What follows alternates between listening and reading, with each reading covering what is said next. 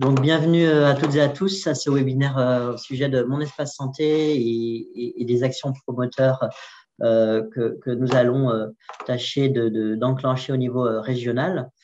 Donc, je suis Loïc Charpentier, chargé de mission numérique à l'Agence régionale de santé Bretagne.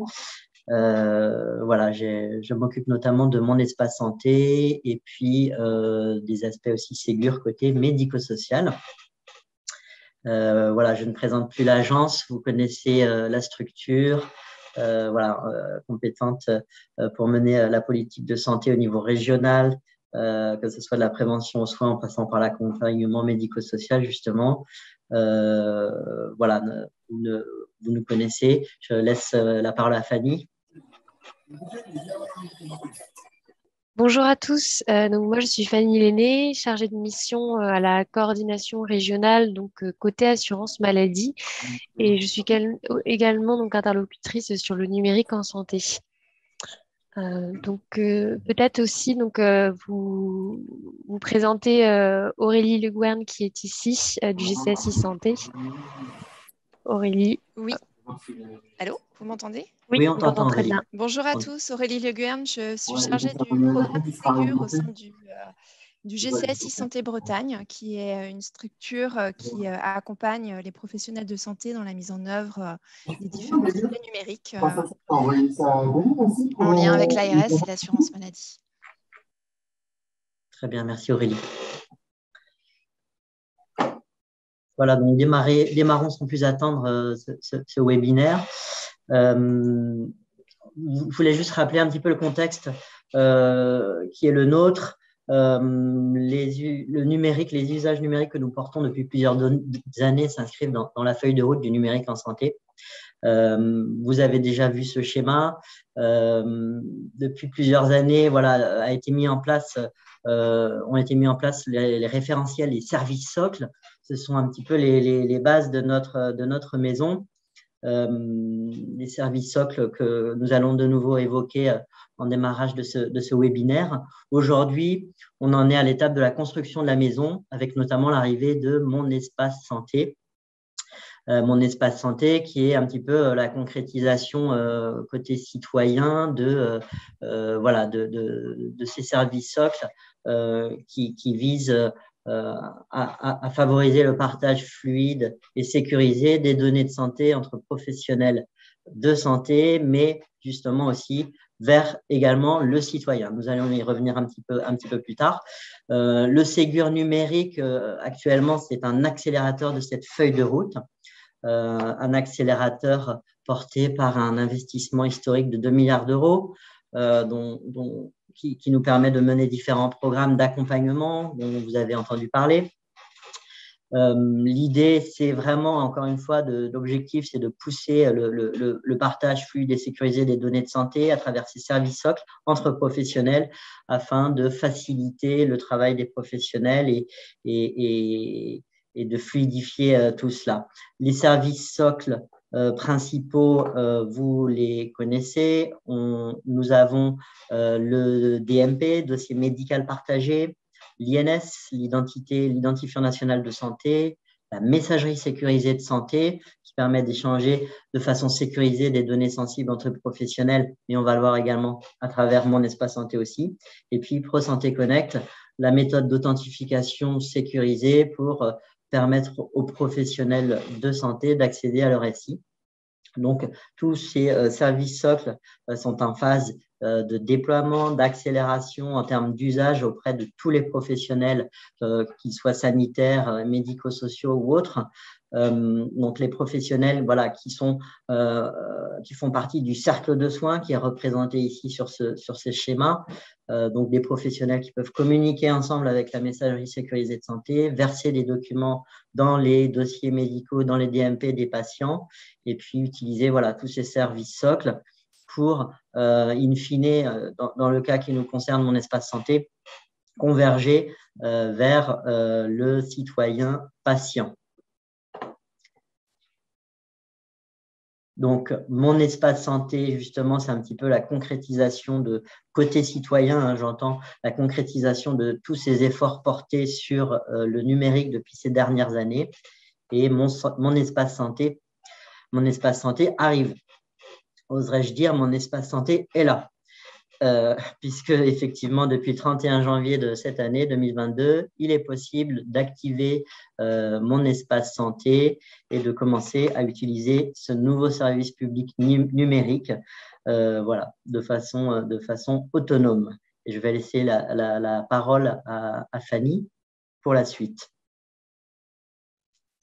Donc, je vais vous présenter mon espace santé et puis suite à cette présentation, donc on pourra faire un temps voilà, pour les questions. Et puis Loïc présentera le dispositif d'ambassadeur Mon Espace Santé. Alors la présentation elle est particulière puisque vous êtes un public voilà de professionnels de la santé. Donc à la fois ce service il vous concerne en tant que citoyen français puisque vous pourrez ouvrir vous-même votre espace en santé, mais il vous concerne aussi en tant que professionnel puisqu'il est possible que l'organisation dans laquelle vous êtes, vous exercez ou à titre personnel, vous puissiez vous-même alimenter ou utiliser cet espace avec vos patients. Donc, pour vous présenter ce nouveau service, il s'agit bien d'un espace numérique en santé. Il est personnel à chaque citoyen. Il concerne tous les citoyens français rattachés à un régime d'assurance maladie. Donc, que ce soit le régime agricole, voilà, les régimes indépendants, tout le monde est concerné. Donc, il permet vraiment de pouvoir à la fois stocker des données de santé de manière sécurisée et de pouvoir échanger avec ses professionnels de santé. Donc, comme l'a dit Loïc, il est ouvert depuis le 31 janvier et il se déploie progressivement sur le territoire. On reviendra justement sur les modalités d'ouverture tout à l'heure. Ce qui nous concerne également par rapport à ce nouvel espace, parce qu'il n'est pas si nouveau que ça, historiquement, vous connaissiez peut-être le DMP, le dossier médical partagé.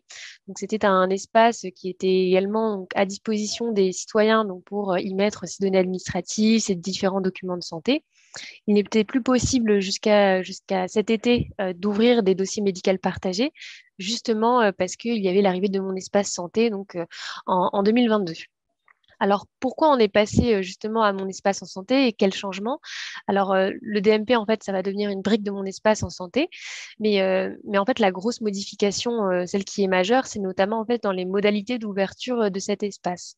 Auparavant, en fait, le DMP, il fallait faire la démarche. Chaque citoyen devait créer son DMP, donc soit en allant en officine, demander à son professionnel de santé, aller dans les caisses, ce qui pouvait, en fait, en résultat, après pas mal d'années de déploiement, seulement un citoyen sur 10 disposait d'un dossier médical partagé et seulement au niveau national, 4% des dossiers médicaux partagés étaient alimentés.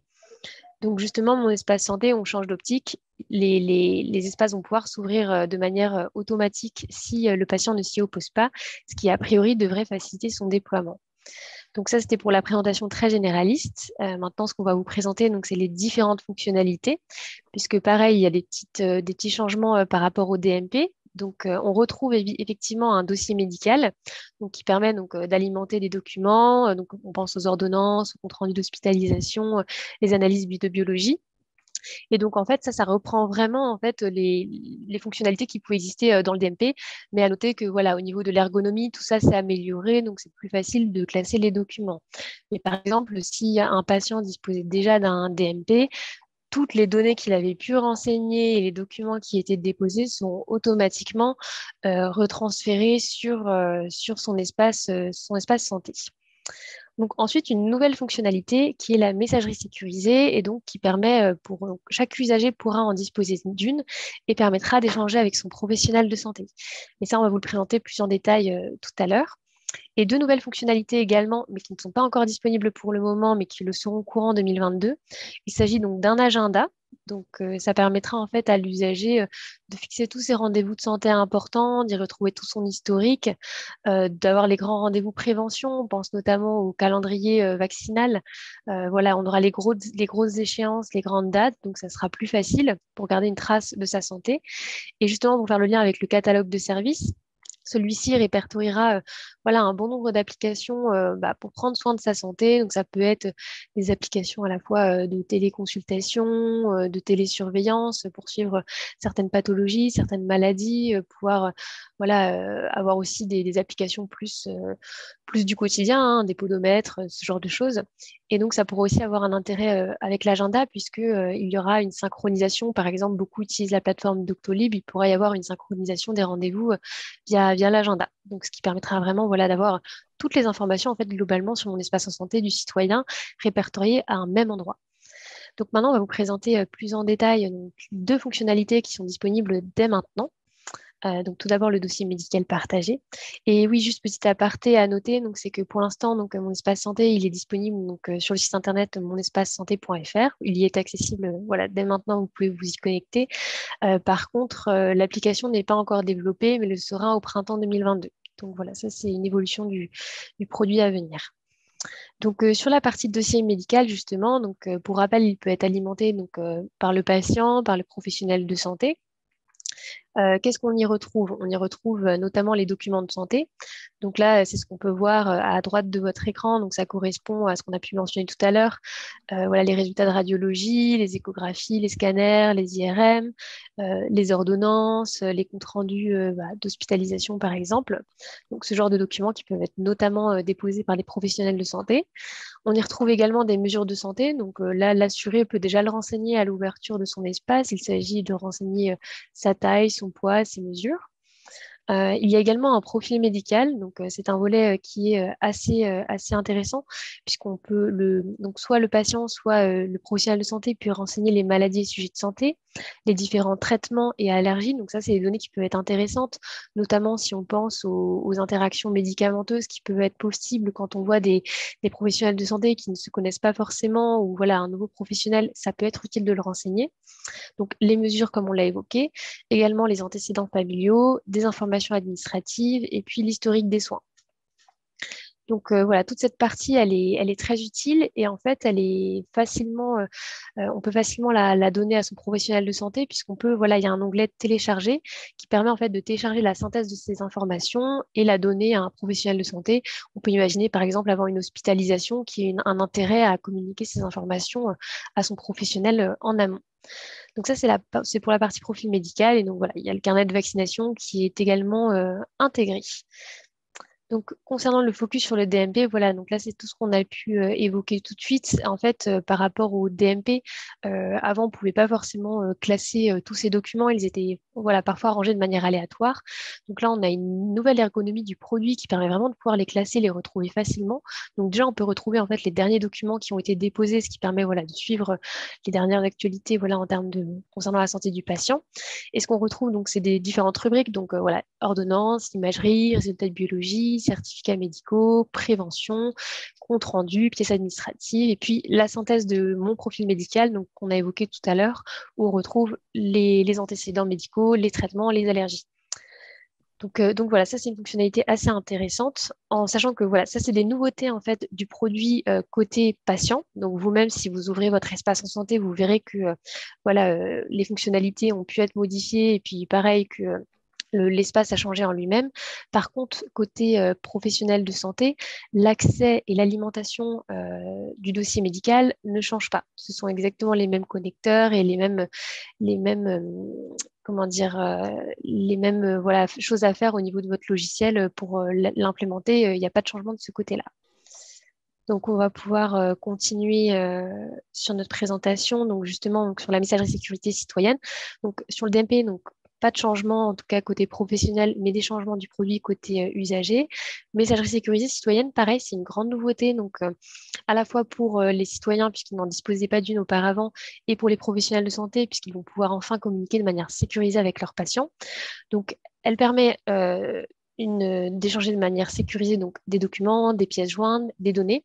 C'est notamment très intéressant parce qu'on l'a vu pendant la crise sanitaire, il y a eu de nombreuses téléconsultations, de nombreux échanges avec les patients, donc parfois justement via des moyens non sécurisés tels que WhatsApp ou le téléphone. Là, avec la messagerie sécurisée, on s'assure que les données sont bien sécurisées. À noter, voilà, toutefois que la messagerie sécurité de santé, elle ne remplace pas une consultation. Il s'agit bien, voilà, d'une offre en plus pour communiquer de manière sécurisée avec son professionnel, mais seul en fait le professionnel de santé pourra faire la démarche de communiquer via cette messagerie avec son patient. C'est-à-dire qu'en aucun cas, le citoyen pourra contacter son professionnel de santé via cette messagerie.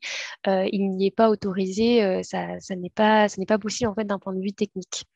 Donc, le professionnel de santé pourra initier les conversations et s'il souhaite mettre fin à la conversation, il suffira d'inscrire le mot fin en majuscule entre crochets dans l'objet et ça indiquera à l'usager que voilà, il n'y a plus possibilité de répondre à son message et que la conversation est close. Donc, bien sûr, donc pour communiquer via messagerie sécurisée de santé, il faut que les professionnels de santé en disposent d'une, puisqu'il s'agit d'un espace de confiance. Donc, c'est important que les professionnels en aient une. Donc, en fait, pas de changement par rapport aux professionnels de santé, puisque auparavant, ils pouvaient, s'ils disposaient déjà d'une messagerie sécurisée de santé, ils pouvaient en fait communiquer entre eux via cet espace de confiance. Par contre, la nouveauté, c'est que maintenant, avec leur messagerie, ils pourront également communiquer avec leurs patients. Donc voilà pour la partie messagerie. Maintenant, on va vous présenter donc juste quelques généralités. Donc voilà, c'est qu'en tant que professionnel de santé, concernant l'alimentation des documents, donc vous pouvez y déposer voilà les différents documents qu'on a mentionnés tout à l'heure.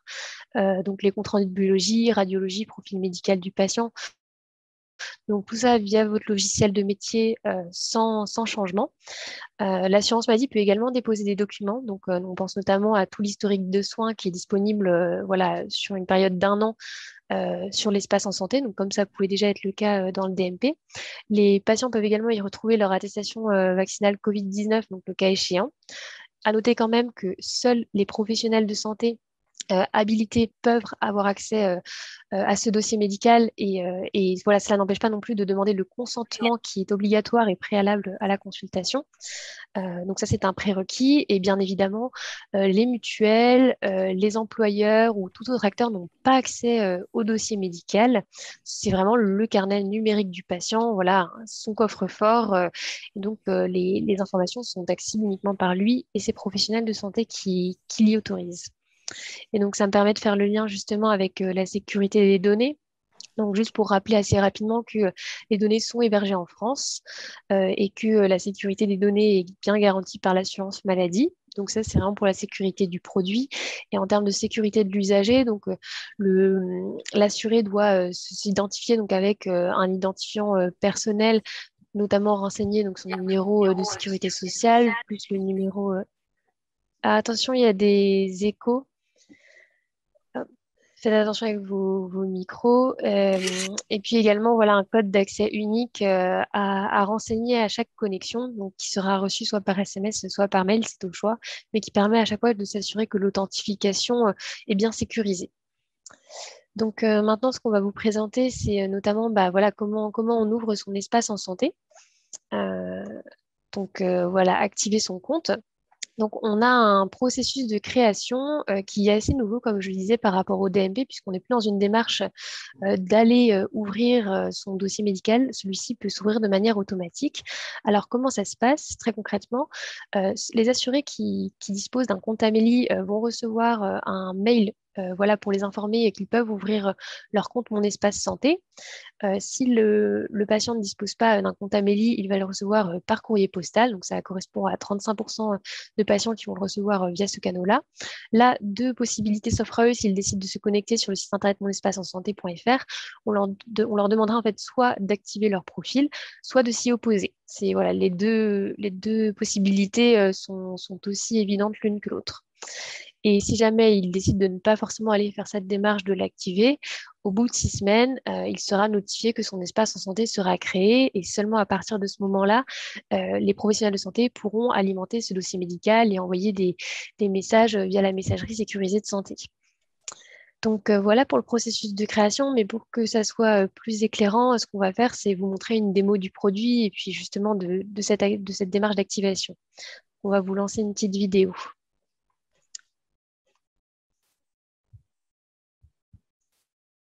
Donc, on a voilà, une patiente qui s'appelle Linaya, qui a 34 ans et qui va découvrir son espace en santé.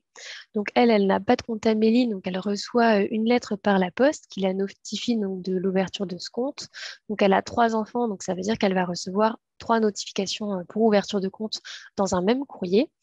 Donc là, on voit le courrier qu'elle peut recevoir. Donc, on lui explique ce qu'est Mon Espace Santé. On lui donne un code provisoire pour justement qu'elle puisse aller l'ouvrir de manière individuelle. Et donc, cette démarche est également à réaliser pour chacun de ses enfants. Elle reçoit également donc, un flyer qui permet bah, voilà, d'expliquer de manière plus approfondie ce qu'est cet espace et à quoi celui-ci pourra lui servir. Donc, Inaya, elle décide d'aller se connecter, elle est curieuse, elle décide d'aller sur mon espace santé.fr et de voir ce que c'est et comment l'activer. Donc, voilà la nouvelle interface. Donc, si vous vous connectez, c'est ce à quoi vous pouvez vous attendre.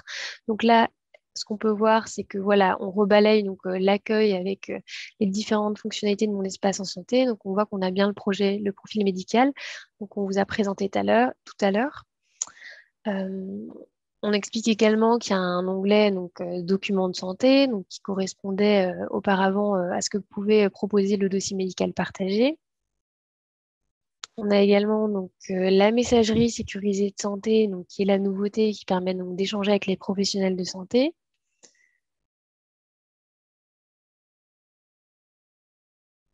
Et donc, on a également la présentation des profils rattachés. Là, ça concerne les ayants droit. Et là, en l'occurrence d'Inaya, il s'agit de ses enfants. Cet espace permettra aussi d'avoir accès au profil de ses enfants. Donc, il y a également un rappel sur les données qui sont bien sécurisées. Et donc, maintenant, on va voir Inaya qui va décider de faire la démarche d'activation de son profil.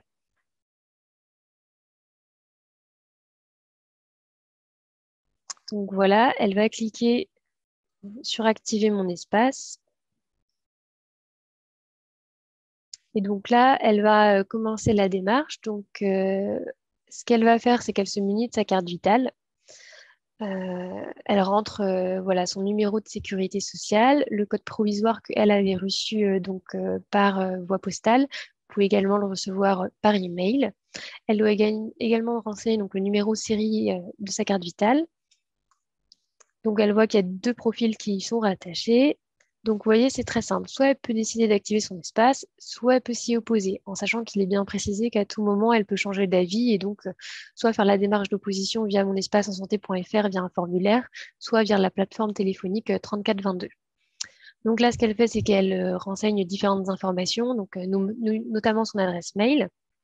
Donc c'est là qu'elle reçoit de manière systématique un code de sécurisation, soit par mail, soit par SMS. Elle choisit son identifiant et son mot de passe, donc il faut bien noter de son côté pour ne pas l'oublier. Et donc son espace santé est activé. Donc voilà, ça lui a pris vraiment 5 minutes. Donc maintenant, elle va pouvoir enrichir son espace. Donc ce qu'on va voir, c'est justement là les différentes fonctionnalités qu'on va pouvoir découvrir au travers du parcours d'Inaya. Donc là, elle décide de d'abord renseigner son profil médical et notamment ses données de santé. Donc ces sujets également maladie. Donc par exemple, Inaya elle a une maladie de Crohn et elle juge important de communiquer cette information aux professionnels de santé. Donc elle peut renseigner tous ces éléments dans son dossier médical. À noter que les professionnels de santé peuvent également renseigner ces informations s'ils les jugent pertinents et puis si le patient les y autorise. Donc pareil, elle décide que c'est pertinent d'y renseigner les allergies parce qu'après tout, il peut y avoir des soucis au niveau des traitements qui lui sont proposés, donc c'est important de le renseigner. Elle indique également la prise de traitement. Donc pareil, si on pense aux interactions médicamenteuses, c'est également une information qui peut être intéressante à communiquer.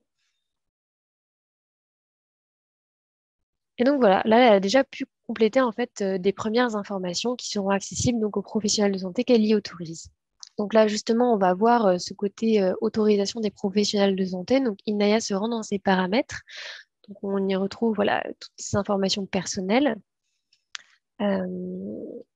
Donc là, justement, elle va donc là, elle commence à naviguer sur son espace qu'elle peut y retrouver en premier lieu dès son ouverture, c'est l'attestation de vaccination Covid-19 qui est déjà disponible. Elle peut décider d'ajouter des documents. Donc là, par exemple, elle juge pertinent d'ajouter une analyse de fer qu'elle a fait récemment. Donc elle peut le mettre et elle décide de le masquer aux professionnels de santé. Qu'elle souhaite que ce soit vraiment là une info pour elle, par exemple pour ne pas perdre le document et elle le garde pour elle. Donc là, on a également une situation où Inaya, on lui demande de voir sa dernière analyse de fer. Donc, comment elle fait concrètement au quotidien lorsqu'elle est sollicitée sur ce sujet? Eh bien, elle peut se connecter sur mon espace en santé. Elle remplit de la même manière son identifiant, son mot de passe. Comme à chaque fois, un code d'accès est demandé. Donc là, elle va se rendre sur ses documents. Et donc, voilà, elle peut y avoir accès. Voilà. Donc là, on voit une situation où Inaya a un rendez-vous avec son gastro-entérologue. Et donc, justement, la clinique de Toulouse lui rappelle son rendez-vous et en prévision de la consultation, on lui demande de communiquer son profil médical.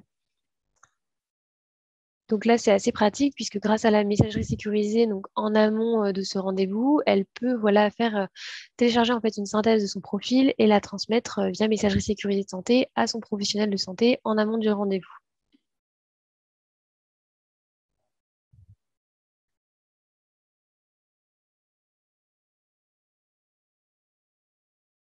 Donc, vous voyez, c'est très simple, c'est comme une messagerie sécurisée classique. Donc là, pareil, une deuxième situation. Inaya, après son rendez-vous, elle reçoit un message. Donc, elle peut aussi recevoir la notification, donc via par mail ou via par SMS, qu'elle ait reçu un message sur son compte, sur son espace Mon Espace Santé. Donc là, elle reçoit un document sur des recommandations alimentaires, donc suite à son rendez-vous. Donc voilà, elle peut également l'ajouter sur son espace Amélie. Et là, elle décide de le rendre visible à tous les professionnels de santé pour que ils aient bien conscience de toutes les connaissances, de toutes les informations qui lui ont été transmises. Donc là, on voit l'historique d'activité d'Inaya. Donc en fait, elle peut vraiment voir tous les professionnels de santé qui ont consulté son profil. Donc ça permet de s'assurer que c'est bien les professionnels autorisés et auxquels elle a donné un consentement qui le consultent. Donc c'est assez intéressant. Elle peut également autoriser des professionnels de santé à consulter ou pas certaines parties de son espace santé. Elle peut décider de bloquer l'accès à certains professionnels. Et donc voilà. Donc Inaya a bien ouvert son espace en santé et a pu le découvrir. Donc peut-être là, l'information était assez dense déjà. On a pu vous présenter les différentes fonctionnalités et puis vous montrer un petit peu à quoi ressemble ce nouvel espace dont l'ergonomie a été revue. Donc là, ce qu'on vous propose, c'est de faire un temps de pause questions. Donc soit vous pouvez les poser via le chat, soit vous pouvez ouvrir vos micros.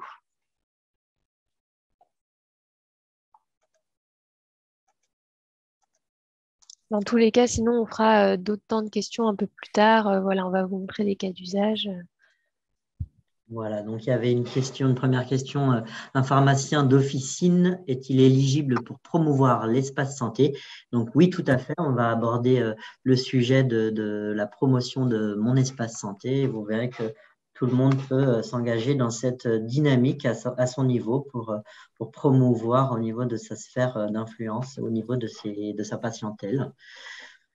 Une autre question. Bonjour, comment un patient peut s'opposer à l'ouverture si pas d'accès Internet?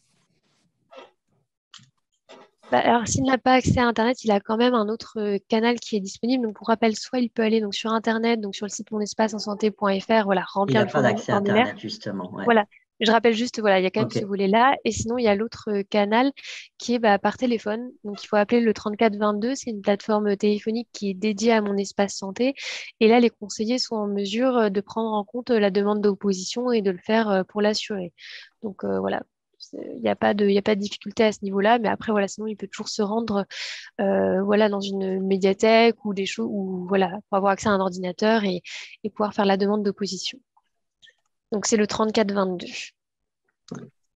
Alors, les professionnels de santé disposant d'une messagerie API Crypt a-t-il accès à l'espace messagerie sécurisée de santé? Dans ces cas-là, il faut vraiment avoir fait la démarche de passer alors tu me corriges Aurélie si je me trompe, mais en version 2, pour être vraiment dans l'espace de confiance. Seuls les professionnels de santé qui disposent d'une messagerie sécurisée de santé et qui font donc partie de l'espace de confiance peuvent communiquer avec leurs patients via messagerie sécurisée de santé. S'ils ne disposent pas d'une messagerie sécurisée de santé, ils ne peuvent pas échanger via cette nouvelle messagerie. Donc en API Crypt pour le V1, par exemple. Pardon, je coupe Fanny, Pierre Barret pour le GCS. Je confirme, hein, c'est bien. Il faut que vous ayez fait la montée de version en API Crypt V2 qui vous permet d'être interopérable avec l'espace de confiance MS Santé.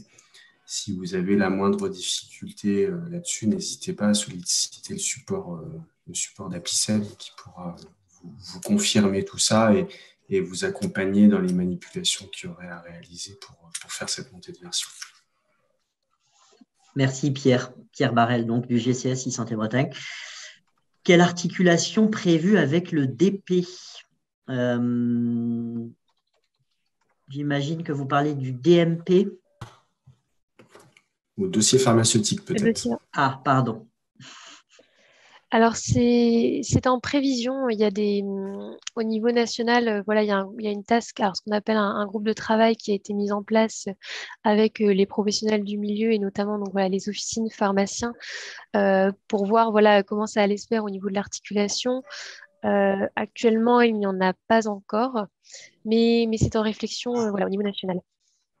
Donc ça, on reviendra vers vous dès qu'on a des informations sur le sujet. C'est vrai que pour l'instant, le produit, il a été développé voilà, avec seulement 2 fonctionnalités pour le moment. On voit que des choses vont arriver de manière progressive et aussi au fil des retours terrain, il pourra être amélioré. Ça fait partie également des perspectives à venir. Est-ce que les patients ayant un numéro de sécurité sociale provisoire ont accès à Mon Espace Santé? Alors pour le moment, donc tous les personnes rattachées à un régime d'assurance maladie sont concernées, mais pour l'instant, il s'agit seulement des assurés ayant un numéro donc, de sécurité sociale commençant par 1 ou par 2. À noter que les personnes qui sont bénéficiaires de l'AME, donc de l'aide médicale d'État, vont être concernées par ce service dans un temps, voilà, pas pour l'instant, ce n'est pas encore ouvert, mais ça va être en cours courant 2022, a priori premier semestre. Il va y avoir des courriers également adressés à ce public-là. Mais pour l'instant, voilà, seulement assuré. Hein. Vas-y Loïc, je t'en prie. Comment les aidants ou les curateurs peuvent-ils accéder aux espaces santé des patients? Alors ça, c'est encore en cours donc sur Mon Espace Santé en termes de définition. Pour l'instant, c'est le même le même accès qui pouvait être déjà le cas donc, par rapport au DMP. C'est-à-dire qu'en cas d'un majeur qui est sous curatelle, il peut aider le patient donc, à ouvrir son espace, à voilà, recueillir le consentement et voilà, essayer de l'aider en fait à prendre connaissance de cet espace, à pouvoir l'aider à décider des autorisations des professionnels de santé, donc à donner accès à son DMP. Voilà, éventuellement en fait la personne, le curateur peut être en présence, mais voilà, il n'est pas autorisé en tout cas voilà d'avoir accès à ce dossier médical, puisque normalement voilà le dossier est accessible au majeur lui-même. Sinon après pour ce qui est des, vas-y Loïc. Non, juste, je voulais rebondir sur l'autorisation et le recueil de consentement, puisqu'on a une autre question sur le consentement. Est-ce qu'un formulaire type pour recueillir ce consentement du patient pour alimenter Mon Espace Santé sera-t-il disponible à l'échelle nationale? Devra-t-il être proposé pour tout patient vu en consultation? Alors, juste pour terminer par rapport à la distinction, alors j'essaie de retrouver la question, mais j'essaie de remonter. Donc, il y avait la question du coup sur les curateurs. Il y a une petite distinction par rapport aux majeurs qui sont sous tutelle ou qui ont une habilitation familiale qui a été donnée à un proche.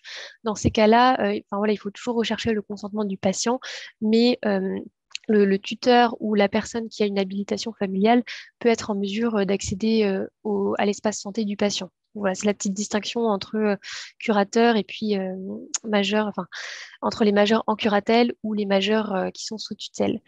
Et donc, sur le recueil du consentement, en fait, c'est exactement la même démarche qui pouvait être existante avec le dossier médical partagé. En fait, il s'agit d'un consentement par voie orale du patient à ses professionnels de santé. Il peut également l'écrire, mais voilà, sinon, un consentement oral suffit. Et puis après, voilà, l'assuré a quand même le contrôle sur son espace en santé pour bien vérifier que des professionnels qui ne sont pas autorisés voilà, n'ont pas essayé d'accéder à son dossier médical. Et dans ces cas-là, voilà, il y a des recours qui peuvent être faits et voilà, ce n'est pas autorisé. Mais pour l'instant, voilà, il n'est pas prévu qu'il y ait un formulaire de consentement qui soit disponible à l'échelle nationale. Et après, juste à noter aussi, je rajoute peut-être une info aussi pour l'histoire de consentement. En fait, si on a donné, je pense notamment aux équipes hospitalières où ça peut être un peu compliqué, voilà, que chaque professionnel qui intervient dans l'équipe de soins puisse recueillir le consentement. En fait, ce qui est indiqué, c'est que si on donne son consentement à un professionnel de l'équipe de soins, on considère que toute l'équipe de soins est concernée. Et donc, ce consentement est valable pour toute l'équipe. Vas-y, je veux bien, Loïc, que tu me dises la question. Oui, donc il y avait une question sur comment les usagers qui n'auront pas activé leur espace santé seront informés de leur identifiant. lors de l'ouverture automatique? Alors, au bout des 6 semaines, du coup, il y aura, donc, après l'envoi du courrier, il y aura un rappel sur le fait que donc, de manière automatique, le compte s'est ouvert et que donc, ça y est, les professionnels de santé peuvent alimenter le dossier médical, peuvent leur écrire via un messagerie sécurisé. Après, en fait, tant que l'assuré n'a pas fait la démarche d'ouvrir son compte, lui n'aura pas accès à toutes ces données et seuls les professionnels de santé, en fait, pourront voir tous les documents qui y sont déposés. Il ne pourra pas non plus voir ouvrir les messages qu'il reçoit sur sa messagerie sécurisée de santé.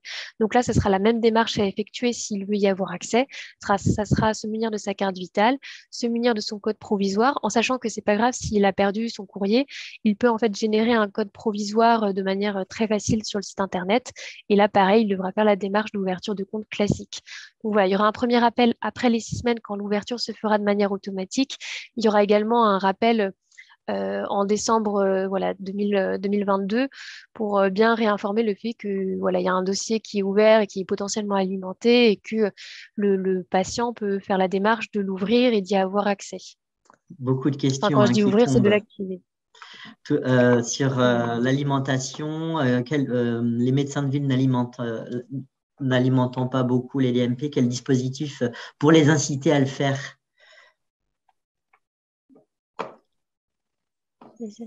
Là, du coup, il y a un dispositif de financement donc, qui est mis en place dans le cadre de ce qu'on appelle le Ségur et que Loïc a présenté tout à l'heure. Ça va être une mise à jour des logiciels pour être mise en conformité en fait, avec une adéquation avec différents services socles dont le dossier médical partagé fait partie.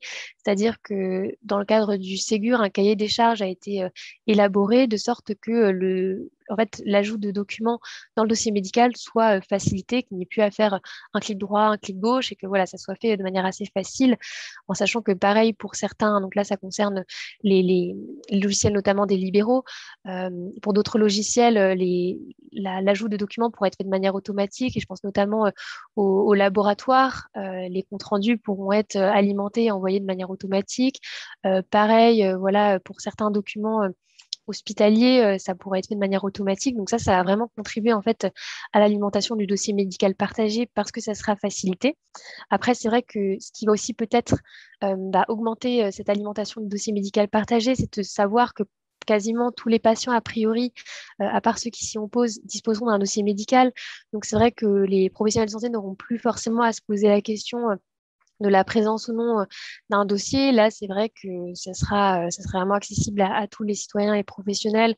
On compte a priori sur les études qui ont pu être menées qu'en général, voilà, a priori, il y aurait peut-être 80-90% des citoyens qui ne se seront pas opposés à la création. Donc, ça sera plutôt positif.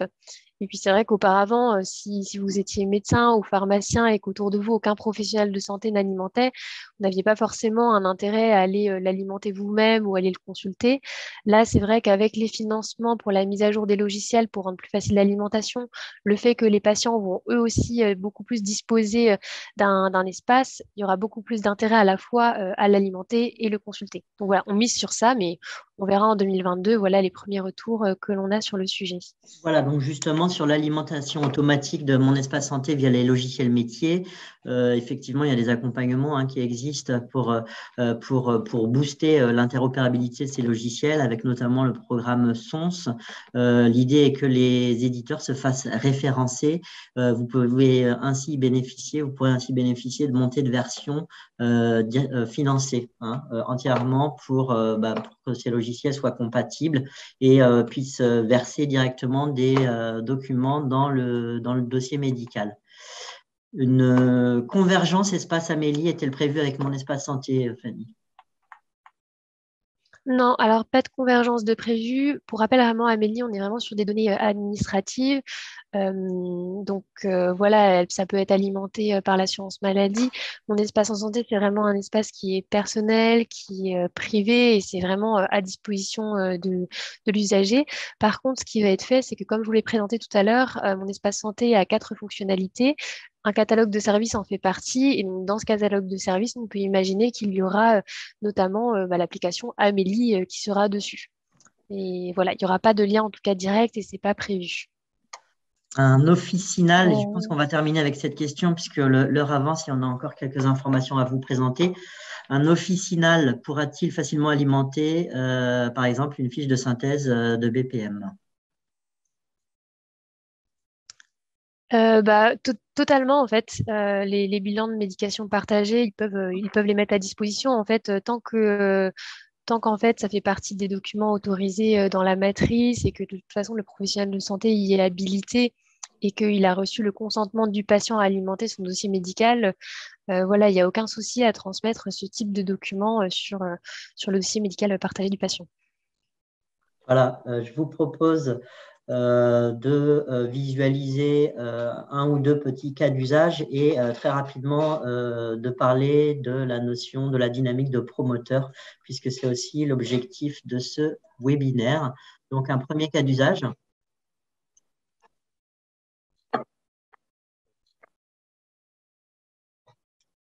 Donc là, on est sur la consultation. Oui. Donc là, vas-y. En tout cas, là, c'est un cas d'usage, donc sur la consultation rendu par la messagerie santé. Alors qu'il est en vacances au bord de la mer, Monsieur Martin fait un malaise.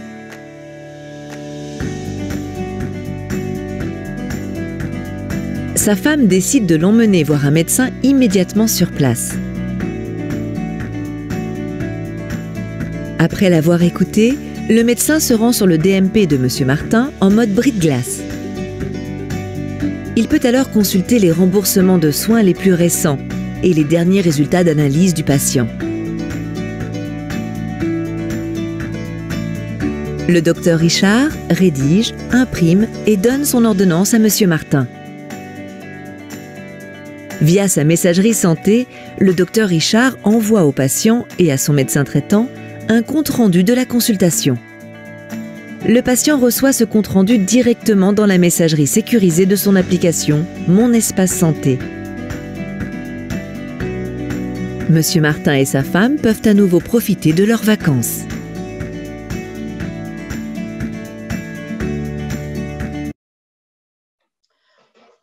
Voilà, donc on a des cas d'usage comme ça très concrets qui vous seront mis à disposition, que vous pourrez retrouver notamment sur le site dont je vais vous mentionner l'adresse en fin de webinaire. Peut-être un deuxième petit cas d'usage, plutôt côté hôpital pour le coup.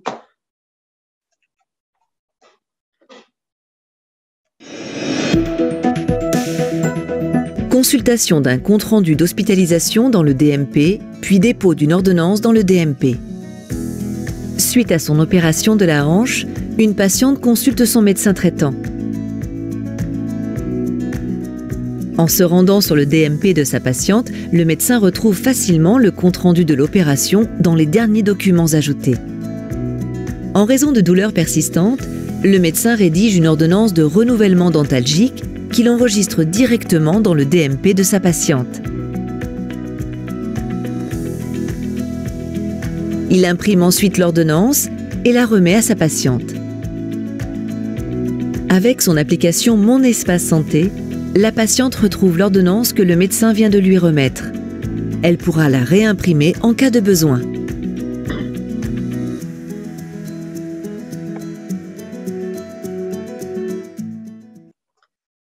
Voilà, donc comme vous avez pu le voir, il y a de nombreux bénéfices à activer son espace santé et à ce que ce service public numérique soit pris en main massivement par les citoyens et les professionnels. Bénéfices pour, on l'a vu, être pris en charge plus rapidement, la transmission des documents administratifs en amont d'une hospitalisation via la messagerie sécurisée de santé. Des documents aussi qui sont centralisés au même endroit avec une facilité et une sérénité, voilà, pour le patient à retrouver tous ces documents parfois éparpillés dans de nombreuses pochettes, qui n'a jamais vécu ça. Être pris en charge aussi plus efficacement pour les professionnels de santé, c'est la garantie d'avoir rapidement accès aux informations de santé cruciales pour la prise en charge des patients. Que ce soit des patients inconscients d'ailleurs dans le cadre de la prise en charge en urgence ou même une prise en charge planifiée. On a vraiment des documents qui sont facilement accessibles. Les échanges, d'ailleurs, entre professionnels et patients sont facilités avec cette messagerie citoyenne. Hein. C'est la messagerie sécurisée de santé, mais pour le citoyen. Transmission d'ordonnances de compte rendu facilité, et échange d'informations comme ça, vraiment favorisé. Et puis, la prise en charge aussi dans la durée est facilitée avec la portabilité finalement des documents, des données de santé autour du patient. En cas de départ à la retraite d'un médecin, les données restent finalement dans ce dossier médical qui suit et qui suivra finalement le patient, quel que soit dans le temps ou dans l'espace, j'ai envie de dire aussi. Donc on a vraiment de nombreux bénéfices. C'est vraiment une petite révolution citoyenne, hein, une révolution numérique dans notre système de santé. C'est vraiment on donne la main aux patients sur ces données de santé. Donc, en termes de déploiement, mon espace santé est là. Hein. Depuis le 31 janvier, on l'a dit, vous pouvez activer votre espace santé. Moi, je l'ai fait personnellement à titre personnel pour voir de quoi il s'agissait. L'outil est vraiment très ergonomique. Hein. Je vous incite à aller vous-même faire la démarche. Normalement, les courriers de l'assurance maladie ont été envoyés. Vous les avez reçus ces 3 dernières semaines, en fonction du département dans lequel vous vous trouvez. Donc, courrier postal ou par mail, si l'assurance maladie possède votre adresse mail personnelle. La manip est très, très simple. Ça prend 5 minutes à activer. Et on peut, comme ça, visualiser rapidement de quoi il s'agit pour mieux en parler. Une campagne de communication d'échelle nationale, d'ailleurs, a lieu et va continuer tout au long de l'année par l'assurance maladie avec des spots publicitaires un petit peu humoristiques que vous avez dû voir. Cette campagne va continuer, Fanny, hein, n'est-ce pas? C'est ça. Jusqu'à mi-mars, vous allez voir des spots publicitaires, entendre parler à la radio. Et puis, c'est vrai que ça va se poursuivre. Alors, peut-être plus d'une manière, locale, mais voilà, vous allez voir ces différents spots qui vont se déployer au fur et à mesure. Ok, très bien. Ce qui nous amène justement au déploiement massif de mon espace santé et à la dynamique ambassadeur mon espace santé. L'ARS Bretagne est chargée, comme toutes les autres ARS d'ailleurs, de monter un réseau finalement de promoteurs ambassadeurs au niveau du territoire. L'objectif, c'est d'atteindre le plus de monde possible avec l'information Mon Espace Santé. On va pour cela s'appuyer de partenaires, promoteurs, ambassadeurs de tous les secteurs, donc les professionnels de santé, bien évidemment, que vous êtes. Également, à titre d'information, le secteur entreprise, collectivité et associatif seront aussi mobilisés sur le sujet. Hein. L'idée, c'est vraiment de toucher le plus de monde et que chaque citoyen, quel que soit son degré de maturité face au numérique, puisse recevoir l'information ou une proposition d'accompagnement de proximité pour l'aider à aller vers Mon Espace Santé, aller vers l'activation, la prise en main du service numérique pour que vraiment tout ça, il y ait une dynamique du tous ensemble, professionnels et citoyens, qui soit fait autour de ce nouvel outil. Donc ambassadeur Mon Espace Santé, qu'est-ce que c'est concrètement, hein, c'est donc être le relais de cette accélération numérique citoyenne au niveau de sa sphère d'influence. Donc, vous, professionnels du secteur de la santé, ce sera au niveau de vos patients rencontrés, de vos clients en pharmacie. Ça sera vraiment au niveau de votre public, quel qu'il soit. Hein, on s'adresse vraiment à tout type de professionnels et tout type de structures. Dans les hôpitaux, ça sera aussi à l'accueil des patients, dans les halls de transit, etc. On souhaite vraiment vous proposer de mettre en place des actions de promotion de Mon Espace Santé.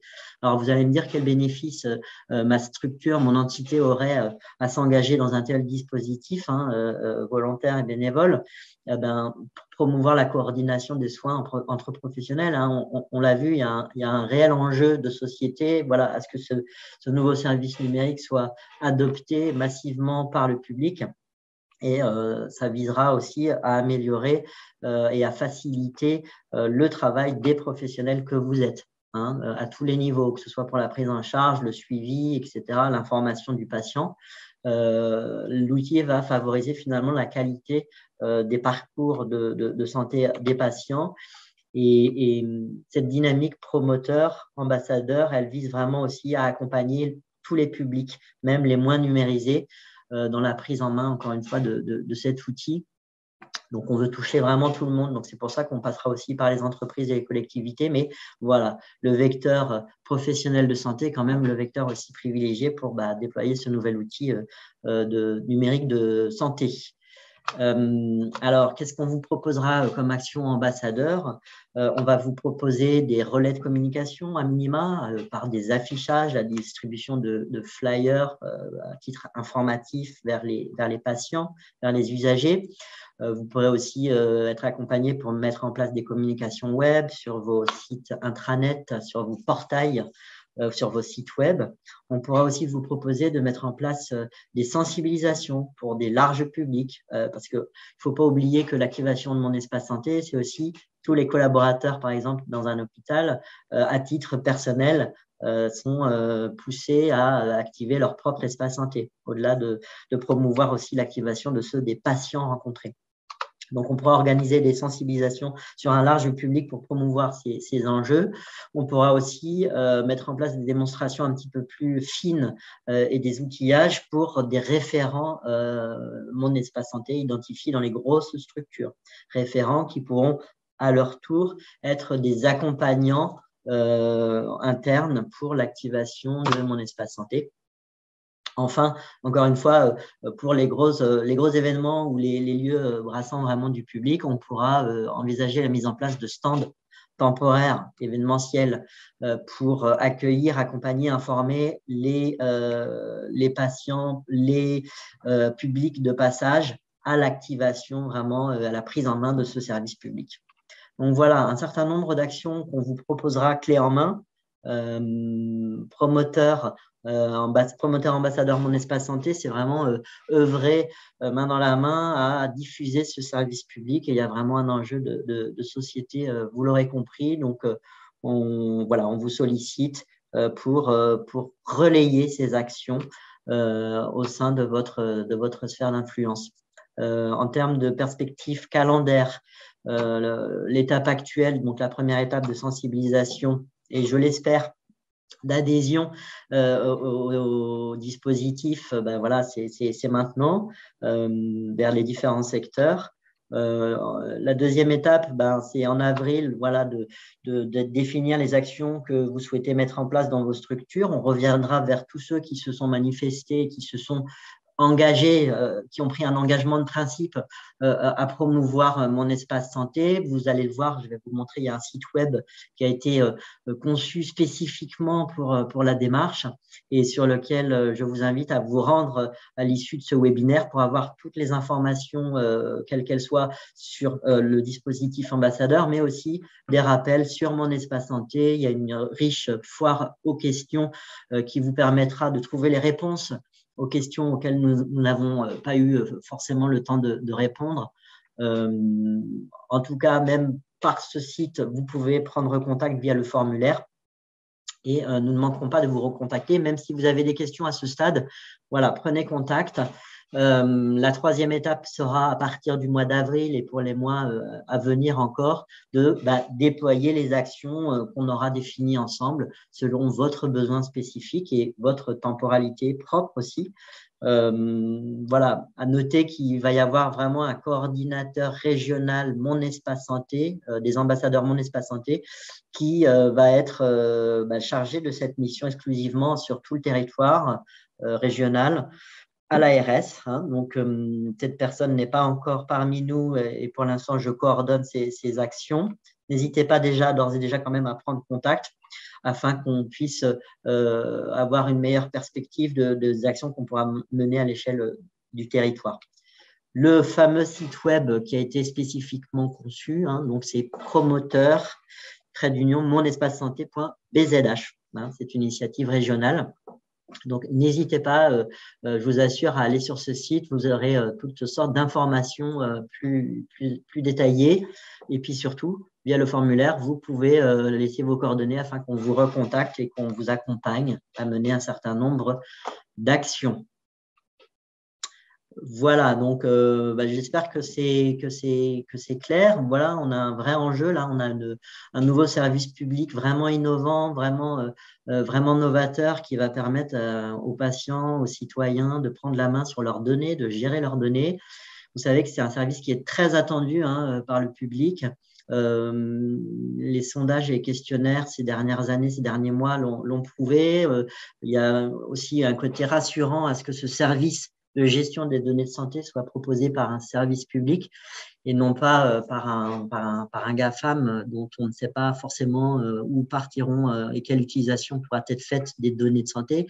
Là, on a un vrai système sécurisé, porté par l'État, porté par l'assurance maladie et qui permet d'avoir confiance et en plus, il est ergonomique et facile d'accès.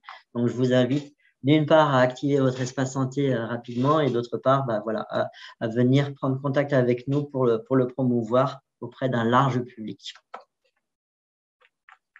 Il nous reste quelques minutes. Tu voulais ajouter quelque chose, Je vois qu'en fait, en fait, c'est surtout on répondait par écrit, mais en fait, on s'est trompé de destinataire et je suis pas sûre qu'en fait tout le monde ait accès aux réponses. Du coup, voilà, on va essayer de les relire rapidement. Et puis, rassurez-vous, on va reprendre toutes ces questions qui sont formulées dans le chat. On va les lister, on tâchera d'y répondre et on vous enverra une synthèse. Et du coup, très rapidement, sur les questions auxquelles on a pu répondre et qui n'apparaissent pas, vous, dans votre fil d'actualité, vraiment, je m'en excuse. Alors, pour rappel, pour la question qui est relative donc, à l'incitation des médecins, il y a une rémunération qui est prévue dans le cadre de l'avenant 9 donc pour l'alimentation du DMP, donc notamment dans le cadre du forfait structure. Et il y a également une rémunération forfaitaire donc pour l'alimentation du volet de synthèse médicale, donc pour les patients en ALD. Donc tout ça, c'est prévu. Et voilà, dans le cadre des négociations conventionnelles, pour ce qui concerne les professionnels libéraux, il y aura des incitations donc, à alimenter également ce service et à utiliser la messagerie sécurisée de santé. Donc ça, c'était pour répondre à la question sur les incitations. Donc après, voilà, en plus de tous les dispositifs qui peuvent être mis en place actuellement pour faciliter l'alimentation, la consultation et le fait, comme on l'a dit, que les patients auront leur espace santé d'ouvert pour une grande majorité. Sur la liberté des patients de pouvoir supprimer des documents. Donc, un patient peut vraiment ajouter, modifier et supprimer des documents, mais il ne peut pas supprimer en fait les documents qui ont été déposés par un professionnel qui n'aurait pas été bloqué au moment où il l'a déposé. Et pareil, les professionnels qui sont auteurs du document ont toujours accès à celui-ci et il ne peut pas être masqué auprès de ces professionnels-là. Donc là, c'était pour toutes les questions relatives aux autorisations. Et justement, il y avait toute la spécificité des mineurs. Donc, dans le cas des mineurs, les professionnels, enfin les parents, les tuteurs ont accès aux données de leurs enfants. Mis à part, il peut y avoir des exceptions en cas de mineurs qui peuvent demander à leurs professionnels de santé, à ce que leurs représentants légaux n'aient pas accès à des informations de leur profil Mon Espace Santé. Mais c'est vraiment aux professionnels de santé de prendre la décision, donc en concertation avec le patient. Et à chaque intervention, à chaque rendez-vous médical, le patient devra réitérer sa demande, voilà, qui ne sera pas fait de manière automatique et aux différents professionnels de santé. Voilà, c'était très rapidement là pour répondre à quelques questions qui étaient dans le chat et auxquelles vous n'aviez peut-être pas la visibilité. Alors, si vous êtes, pour terminer, dans le médico-social et que vous ne trouvez pas votre catégorie sur le site promoteur ambassadeur, il faut simplement vous inscrire via le formulaire. Vous êtes considéré comme secteur de la santé, effectivement, santé, médico-social, effectivement, voilà, c'est peut-être pas très clair, mais vous pouvez quand même laisser vos coordonnées en indiquant la catégorie de votre structure et son nom et nous ne manquerons pas de reprendre contact avec vous. Avec plaisir.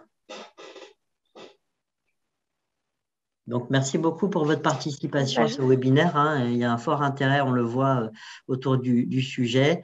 Très bien, merci Madame Evin. Voilà, on vous transmettra bien entendu le support papier, si je puis dire, de cette présentation. Et puis il y a également une version vidéo qui sera rendue disponible prochainement. Tout ça très certainement via le site promoteur, hein, notamment promoteur Mon Espace Santé. Donc n'hésitez pas encore une fois à y aller et à vous inscrire pour à minima être relais de communication sur le sujet. Merci beaucoup pour votre participation à toutes et à tous. Merci Fanny. Merci, au revoir, bonne journée.